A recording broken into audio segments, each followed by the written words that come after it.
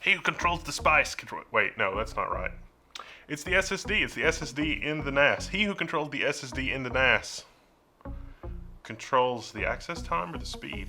Look, networks are getting faster all the time. Synology has got a new offering. Let's take a look.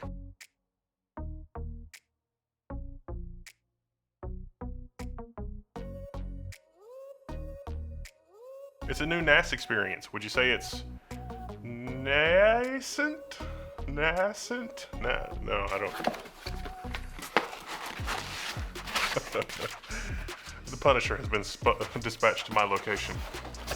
If nothing else, you can't fault Synology for having a well-packed product. This is the DS920 Plus, and there have been a number of design improvements over the last Synology NAS that I look at. Now, to be sure, it's a different class of model. This one is a less expensive model.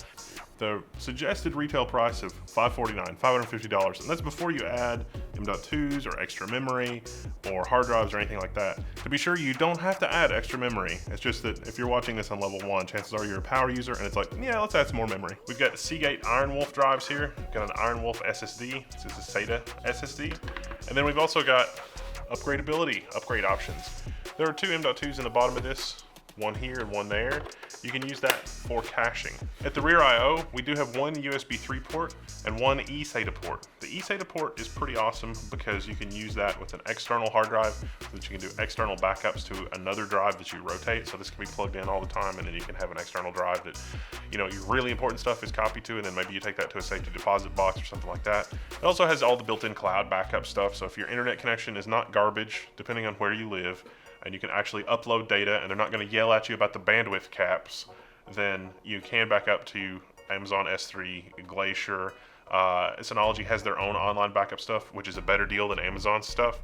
Hell, you can even back up to Linode. I mean, you can copy it anywhere because it's Linux. You can set up rsync. It'll only transfer the stuff that has changed.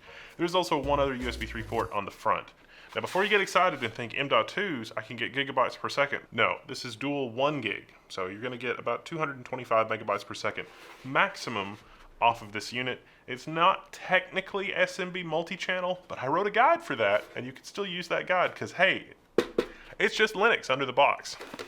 The processor in this thing is the Intel Celeron J4125 4-core. It's 2 gigahertz, but it'll burst up to 2.7 gigahertz. It has 4 gigs of onboard DDR4, but you can expand that to 8 gigs with another 4 gig module. So our configuration here is with a SATA SSD. That works completely fine. If you'd rather use SATA instead of M.2 because the M.2 is more expensive or whatever, that's totally okay. If you're wondering, hey, is that a M.2 SSD that's PCIe or SATA, you can use either one. There's actually 2 M.2 slots, so double check the manual, of course, but the M.2s, SATA or PCI Express, either one, whatever works. If it were me, I would probably reserve all of my 3.5-inch bays for mechanical spinning rust storage, and I would use the M.2 slots on the bottom.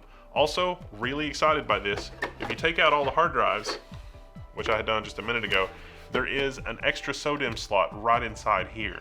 So if you want to do an 8 gigabyte memory upgrade, you can totally do that. And it's so easy. It's such a no-brainer. If you're going to run any of the other pieces of software on this that I've demoed in the past, like you're going to set up Nextcloud for file storage, or any of the plugins in this, or the DVR, having extra memory just makes this device that much more responsive.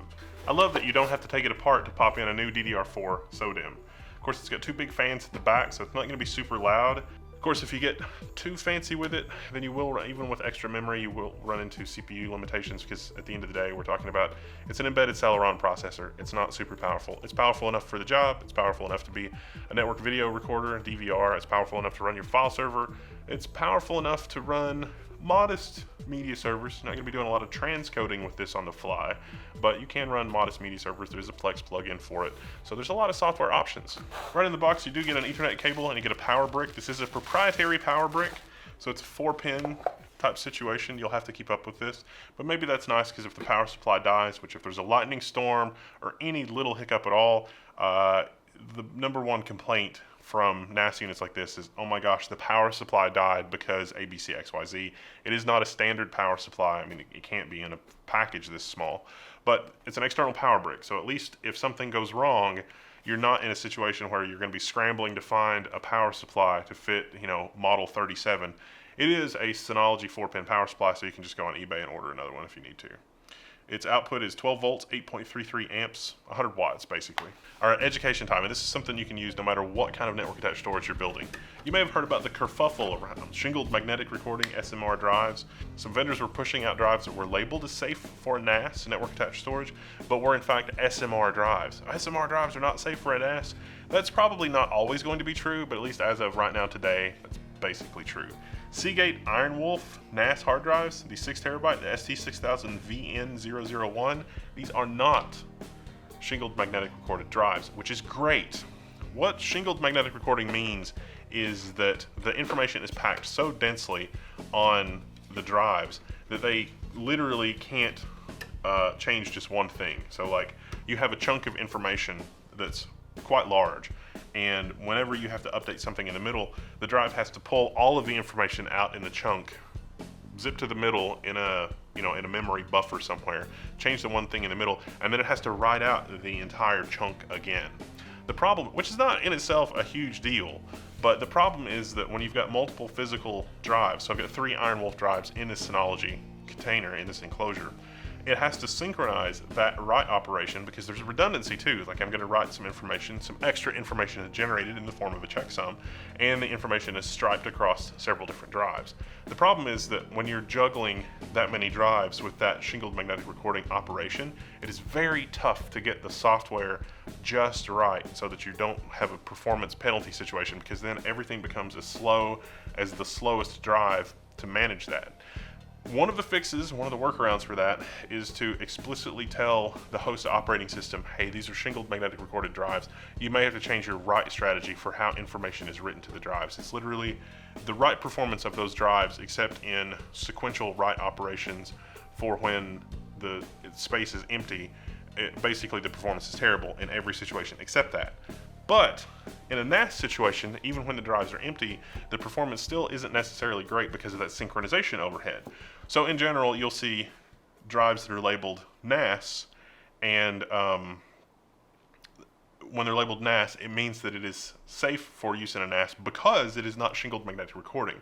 Now, eventually, in the future, they're going to get the firmware right, because I think that was as much firmware bug or bad firmware design as it was a problem with shingled magnetic recording, because shingled magnetic recording is not going away. The density and the cost of flash memory falling and the type of density that you're looking for in mechanical hard drives only mean that SMR is not going anywhere. We just have to manage it better in terms of software. So I think that it's probably true that as the software gets more complicated, you will see NAS units like this that better support flash memory, and the NAS units that are able to deal with flash memory a lot better will happily accept SMR drives, and the performance will actually be pretty good. Sorry to go off on a rant there, but that will be useful no matter what kind of NAS you're building, is you need to explicitly check that it is or is not SMR. Make sure that it is not SMR. If it's labeled for NAS, 90% of the time, it's not going to be SMR, but you still got to double check because of shenanigans in the marketplace. So with 3 6TB hard drives in this unit, that gives me 12 terabytes of usable space if I'm going to use one drive for redundancy. I've got the status here, and that's all good. If my cache drive dies, well, I might lose something that I recently copied to the system, but chances are, no, it's probably fine because the SSD is just used for caching. So I've got my 12 terabytes of storage and 6 terabytes of redundancy. We could put 20 terabytes in this thing with larger hard drives. We could put 30 terabytes in this thing with larger hard drives, because 16 terabyte hard drives are a thing, but hey, 6 terabytes, not bad. Once you get it hooked up, the easiest thing to do is to just go in your web browser to find.synology.com, which will actually scan your local network to look for the device. One beep is good. When you first start it on, the power light's gonna blink for a little bit, and then it'll beep one time like that. Then it'll boot up. It's literally a computer. It's just a computer, and it's booting. Now, there are a ton of really cool software features of this thing that I've covered in several other videos. I mentioned the IP camera thing.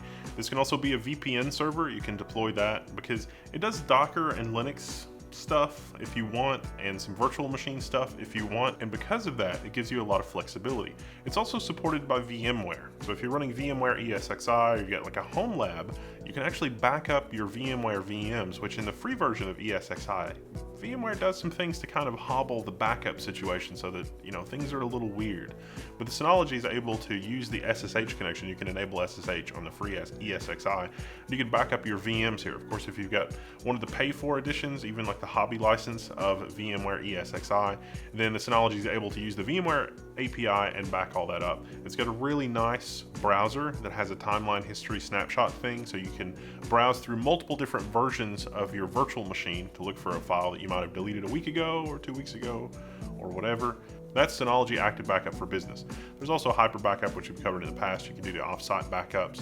There's really a lot of flexibility here. If you use the G Suite, the Google Suite online, and you're just paranoid about Google accidentally deleting your account one day and then blaming you for it, which, it doesn't happen all that often, but it does happen. Every now and then it's like, I don't know what happened to our Amazon EC2 instance. It was just deleted. When you use find.synology.com to find the NAS, then from there, really you just set up a secure password. You really need to pick a secure password and configure your software. And it's all point and click. You could start with the Synology Active Backup for Business, but Active Backup for Business really means you have a lot of computers in your house and you would like to back them all up. Well, Active Backup for Business is really what you should use. And there's no license fees or subscription fees or anything like that. It just works. I mentioned Plex Media Server. If you're more of an iTunes kind of person and or family, yes, it can be an iTunes server as well. You can have all of your media on here, and because it acts like an iTunes server, then certain stereos and maybe some of the higher end Sonos stuff, you can see that with this. It's a little tricky. I prefer to just have an SMB share, so it shows up like a Windows computer and you can access all of that, and it just works like a regular file share, just like a regular computer, but you can host your music on this and share it with other devices and be able to play it back, that kind of thing. Everybody needs some kind of home NAS, and Synology just happens to make a NAS that I don't disagree with. It works well. Now, depending on what your needs are and how you want to configure your NAS, how you set up your drives may vary a little bit. So like I say, I've got 3 drives here. My only option, really the only option that makes sense, is RAID 5. That's going to give me 1 drive's worth of redundancy. My only other option with 3 drives would be a 2-way mirror. So I've got all of my information on all 3 drives, and all 3 drives will work in kind of a standalone fashion. That's kind of maximum redundancy, but these are 6 terabyte drives. I would only have 6 terabytes of usable space. 12 terabytes of usable space is a lot better than 6. If I opted to put all 4 mechanical hard drives in here, then I could go RAID 5 or RAID 6 or even RAID 10. RAID 10 would give me 12 terabytes of usable space and be very fast, which on a NAS that's only got dual gig interfaces, you don't really need RAID 10. I like RAID 6 because RAID 6 is a little bit more resilient than RAID 5, but when we're talking about only a 4 drive setup, I usually go for RAID 6 with 5 or more drives. With 4 drives, RAID 5, and you take a little bit of a gamble. If you get some corruption, it's possible that you could have enough information to reconstruct what was corrupted.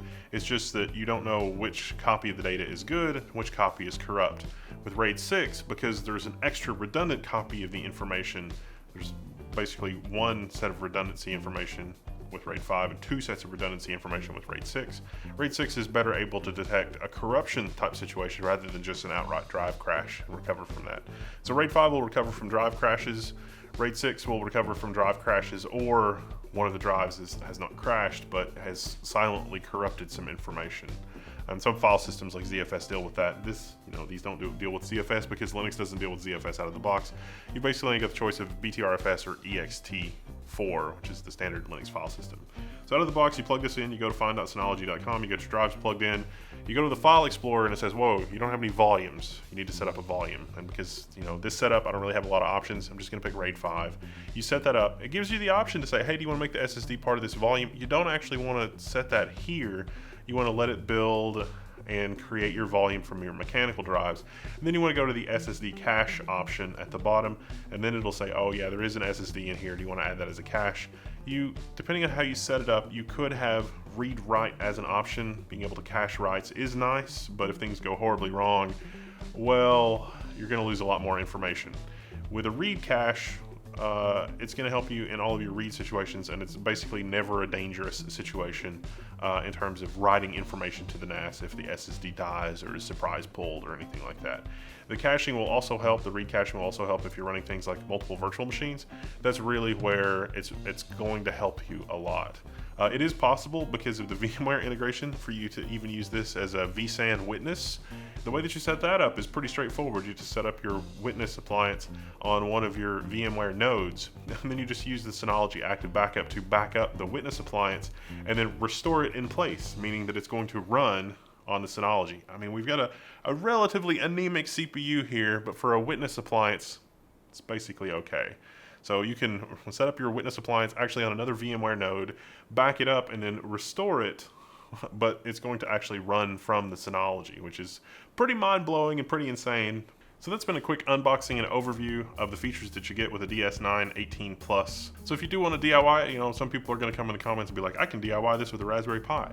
Yes, you absolutely can DIY this with a Raspberry Pi. It's not going to have NVMe storage. It's not going to have some of the bells and whistles, and the software is going to be a lot more DIY, so it's going to take you a lot more time to set up. But, you know, there is the 4 gig Raspberry Pi, which is like, you know, $45, I think, which is maybe a signal that Synology should bundle more than 4 gigs on board. I mean, 8 gigabytes maybe is where they should start heading. I think they're going to do that, or already are doing that on their higher end models, but at least we got the SODIMM slot, so we can upgrade this to 8 gigabytes of memory. And it's going to be a little more expensive than the move from 4 gigabytes to 8 gigabytes on the Raspberry Pi, but this does a lot more stuff than a Raspberry Pi. A Raspberry Pi would be a way that you could sort of get your toe in the water. The Raspberry Pi doesn't have 4 SATA bays and an appropriate power supply, and you know, you're going to spend at least $300 on the Raspberry Pi solution, and this is better in terms of time management and complexity and reliability and the cloud services and the cloud integration. Backing up G Suite from a Raspberry Pi is not a fun experience, and it's a very command line oriented experience, whereas with this you just put in your credentials and it does it for you. So I definitely think there's a market out there for people that are looking for the ease of use bundled with the nice, delicious Linux underbelly. So good job, Synology. It's a neat product. It's going to be interesting to see what kind of use cases. And like I say, with the SATA SSD plus the mechanical hard drives, I would configure this differently. I would go straight for M.2 storage, and then all mechanical hard drives, or like 2 mechanical hard drives to start, and leave 2 bays for later upgrades or later expansion. You can mix drive sizes, but I don't recommend it. It would be more beneficial if, like, you started with 2 drives and, you know, 2 more of the same size drives later is not going to be enough space. Just go for 4 drives of everything. Back it up to an external hard drive via the USB 3 port or something like that, because by the time, you know, probably a 12 terabyte USB 3 external hard drive in a year or 2 is going to be like $99. So you can just get one of those, back everything up, then get some 20 terabyte hard drives, load this thing down with 4 20 terabyte hard drives, and then use that as your NAS, because 20 terabyte hard drives by then will probably be like $250. You know, hello, people watching in 2022. I'm Wendell, this is Level 1, I'm signing out, and I'll see you later.